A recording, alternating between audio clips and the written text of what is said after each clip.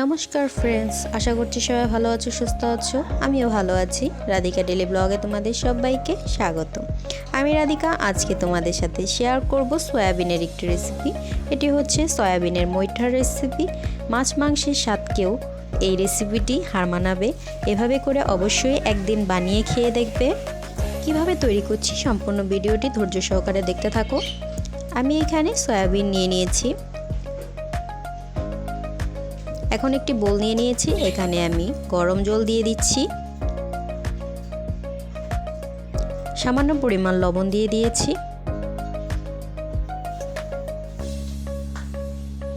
এখন সয়াবিনগুলো দিয়ে দিচ্ছি।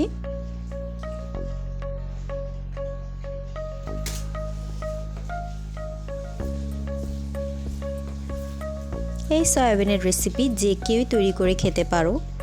সয়াবিন স্বাস্থ্যের জন্য খুবই উপকারী একটি খাবার। সয়াবিনে প্রচুর পরিমাণ প্রোটিন রয়েছে, যা আমাদের স্বাস্থ্যের জন্য খুবই উপকার। প্রাকৃতিক উপায়ে সয়াবিন তৈরি করা হয়। যে কোনো মুদি শপগুলোতে গিয়ে সয়াবিন বললেই ওনারা দিবে যদি থাকে। দেখো, আমি এটিকে ভিজিয়ে রেখেছিলাম প্রায় আধ ঘন্টার মতো। এখন হাত দিয়ে চেপে চেপে এটার ভিতর থেকে যে নোংরা জলটা আছে বের করে নিচ্ছি।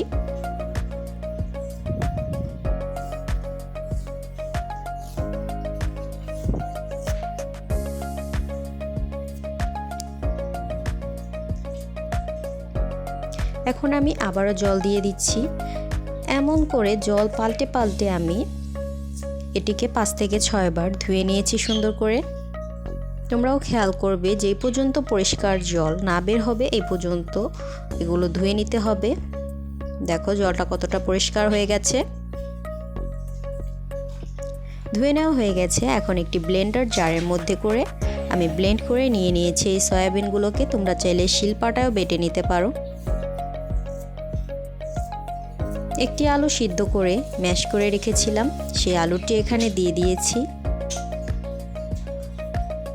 দিয়ে দিচ্ছি স্বাদ মতো লবণ, আধা চামচ পরিমাণ হলুদ গুঁড়া, আধা চামচ পরিমাণ ধনিয়া গুঁড়া, আধা চামচ পরিমাণ মরিচের গুঁড়া, আধা চামচ পরিমাণ আদা বাটা, আধা চামচ পরিমাণ জিরা বাটা, আধা চামচ পরিমাণ গরম মশলা বাটা দিয়ে দিয়েছি। এখন হাত দিয়ে সুন্দর করে মেখে নেব।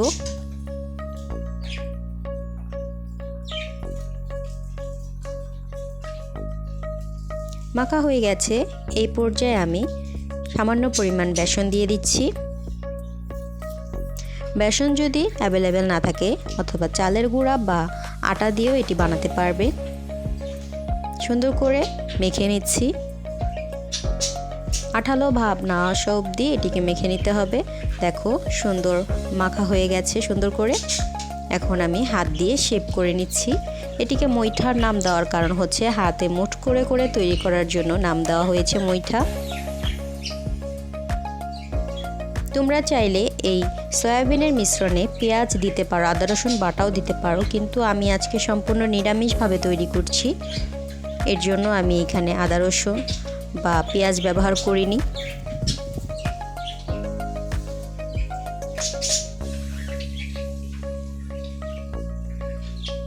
সবগুলো মৈঠা সুন্দর করে তৈরি করা হয়ে গেছে। দেখো, দেখেই বুঝতে পারছো। এখন একটি কড়াইয়ের মধ্যে আমি পরিমাণ মতো তেল দিয়ে দিচ্ছি।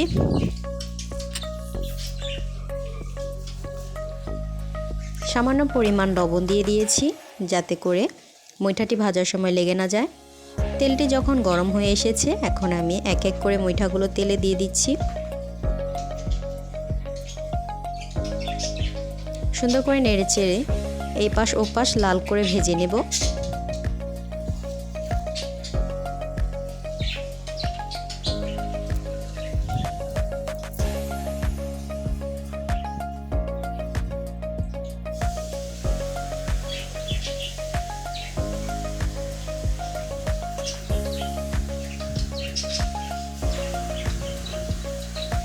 এখন তুলে নিচ্ছি।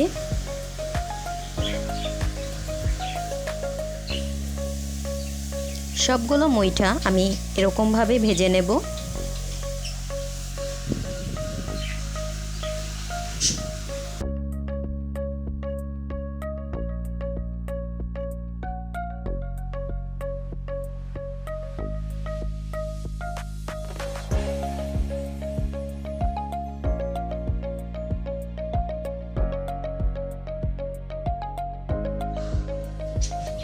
ভাজা হয়ে গেছে। এখন আমি সেই তেলের মধ্যেই দিয়ে দিয়েছি একটি শুকনা মরিচ, 4টি ছোট ছোট তেজপাতা, 2টি দারচিনি আর 1টি এলাচ, সামান্য পরিমাণ জিরা, লম্বা করে কেটে রাখা আলু দিয়ে দিয়েছি।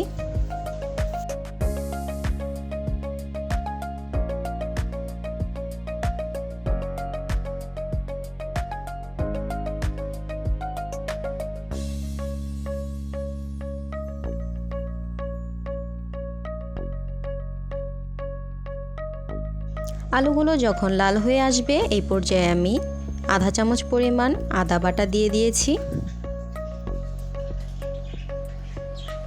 এখন সামান্য পরিমাণ জল দিয়ে দিয়েছি।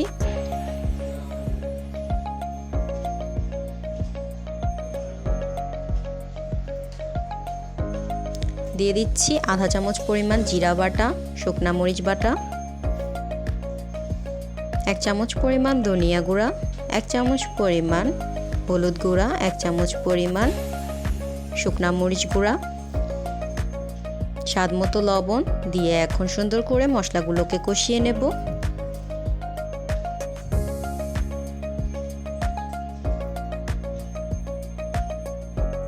মশলাটি যখন কষানো হয়ে যাবে উপর থেকে তেল উপরে উঠে গেছে দেখতেই পারছো। এই পর্যায়ে আমি তৈরি করে রাখা সেই মুইঠাগুলো দিয়ে দিচ্ছি।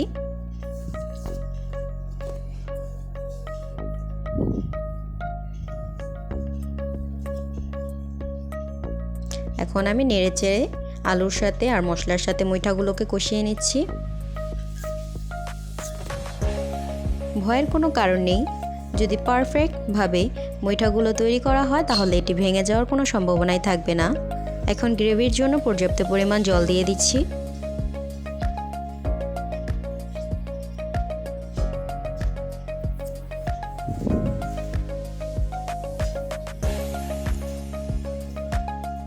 ঝোলটি ফুটে উঠেছে, এখন আমি আলতো হাতে নেড়ে দিচ্ছি।